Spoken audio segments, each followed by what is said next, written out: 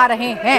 इस बीच धर्मेंद्र प्रधान के बाद विपक्ष के टारगेट पर अब नए शिक्षा मंत्री प्रहलाद जोशी भी आ गए हैं। कल प्रियंका ने प्रहलाद जोशी को लेकर जो बयान दिया था उस पर भी काफी हंगामा हुआ। प्रियंका के बयान को रिकॉर्ड से तो हटा दिया गया है और अब मामले पर प्रियंका ने कहा है कि उन्होंने कुछ भी असंसदीय नहीं बोला, उन्होंने वो बोला जो सच है।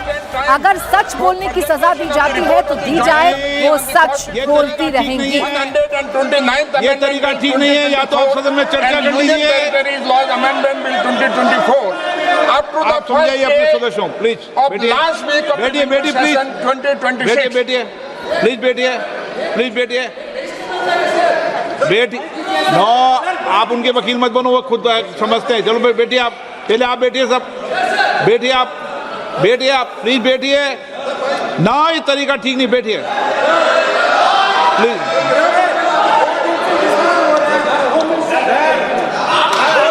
किसको आना है किसको नहीं आना आप तय नहीं करोगे, आप तय करने वाले नहीं हो।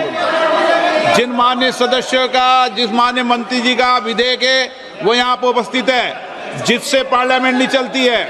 No, yes sir, yes sir. देखिए, मैंने आपको पर्याप्त समय दिया। रात को 11 बजे तक सदन में चर्चा हुई, सभी मान्य सदस्यों ने अपने मत विचार किए। आप अगर आपके प्रतिपक्ष के नेता को नहीं बोलने देना चाहते हो, आपकी योजना हो तो बता दीजिए, बता दीजिए। Yes sir, please, no no please, और को लोगों को बोलने दें आप, प्लीज डिबेट शुरू करने दें, डिबेट शुरू करो। आपने जो डिबेट शुरू करो, प्लीज प्लीज डिबेट शुरू। देखिए speaker sir, yes speaker sir, I wish to move that this House do extend time for the presentation of the report of the Joint Committee on the Constitution 129th Amendment Bill 2024 and the Union Territories Laws Amendment Bill 2024 up to the first day of the last week of the winter session 2026. प्रश्न है कि Shri PP Chaudhary द्वारा प्रस्तुत प्रस्ताव को स्वीकृत किया जाए। जो सदस्य प्रस्ताव के पक्ष में हाँ कहें, हाँ। जो सदस्य प्रस्ताव के पक्ष में ना कहें। मेरे विचार में निर्णय हाँ वालों के पक्ष हुआ, हाँ वालों के पक्ष हुआ, प्रस्ताव स्वीकृत हुआ।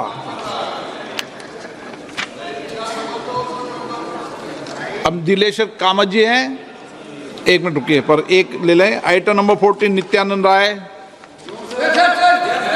मैं माननीय गृह मंत्री जी की ओर से प्रस्ताव करता हूं कि जन्म और मृत्यु रजिस्ट्रीकरण अधिनियम 1969 का संशोधन करने के लिए विधेयक को प्रस्तावित करने की अनुमति दी जाए। चलिए मनीष तिवारी के वाकाव्य, चलिए आगे बढ़े, ठीक है।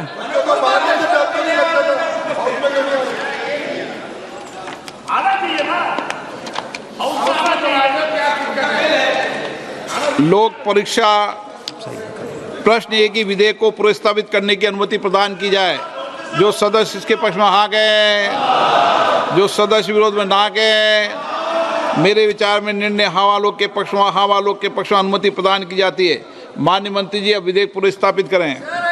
माननीय अध्यक्ष महोदय, मैं विधेयक प्रस्तावित करता हूँ। माननीय सदस्यगण, जिन्हें नियम 377 के तहत आज मामले उठाने की अनुमति दी है, वो व्यक्तिगत रूप से अनुमोदित पाठ सदन के पटल पर रख सकते हैं। आइटम नंबर 16 लोक परीक्षा अनुचित साधन निवारण संशोधन विधेयक 2026, श्री दिलेश्वर कामत।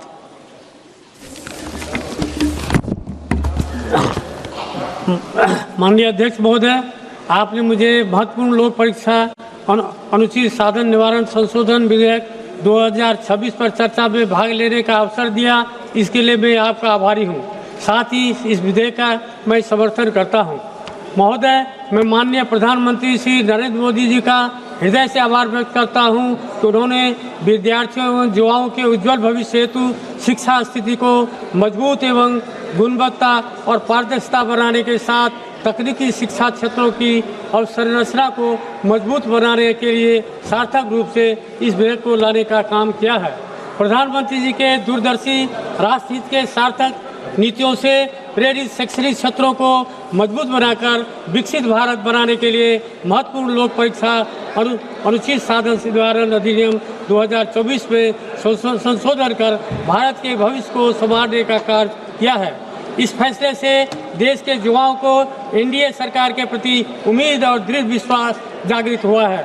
महोदय, मैं भारत के करोड़ों विद्यार्थियों के हित में उनके बड़े बड़े सपनों को साकार करने के लिए सदन में अपना पक्ष रख रहा हूँ। यह विधेयक भारत के गरीब, किसान, मजदूर, मध्यवर्गीय करोड़ों परिवार के मेहनत का फल तथा युवाओं एवं बच्चों के भविष्य का सपना पूरा करने वाला विधेयक है। महोदय, पेपर लीक करने वाले पापियों का संहार करने के लिए सुदर्शन चक्र की तरह लोक परीक्षा अनुचित साधन निवारण संशोधन विधेयक 2026 लाया गया है। महोदय, नए संशोधन विधेयक में पेपर लीक या नकल गिरोह में शामिल व्यक्तियों को दंडित करने के लिए मुख्य आवश्यक बदलाव का प्रस्ताव रखा गया है, जिसमें तय समय में जांच, तेजी से सुनवाई, कड़ी सजा और मजबूत सिस्टम बनाने का प्रावधान शामिल है। एक अहम प्रावधान के तहत राज्य सरकारों व केंद्र शासित प्रदेशों के प्रशासन को यह अधिकार देने का प्रस्ताव है कि वे इस कानून के तहत अपराधों की सुनवाई के लिए किसी भी सेशन जज को स्पेशल फास्ट ट्रैक कोर्ट के तौर पर नामित कर सके। यह प्रस्ताव है कि केंद्र सरकार को जरूरत पड़ने पर इस कानून के तहत अपराधों की जांच के लिए STF बनाने का अधिकार दिया गया है। साथ ही सेक्शन 10 के सबसेक्शन 1 में पेपर लीक करने या नकल गिरोह में शामिल व्यक्तियों को 3 से 5 वर्ष कारावास एवं 10 लाख रुपये जुर्माना की जगह 5 से 10 वर्ष कारावास एवं 50 लाख रुपया जुर्माना का प्रावधान है। सबसेक्शन 2 में परीक्षा आयोजित करने वाली बाहरी कंपनियां या सर्विस प्रोवाइडर्स की संलिप्तता होने पर 4 वर्ष कारावास एवं 1 करोड़ जुर्माना की जगह 8 वर्ष कारावास एवं 5 करोड़ रुपये जुर्माना है। सब सेक्शन 3 में 3 वर्ष कारावास और 1 करोड़ रुपये जुर्माना के जगह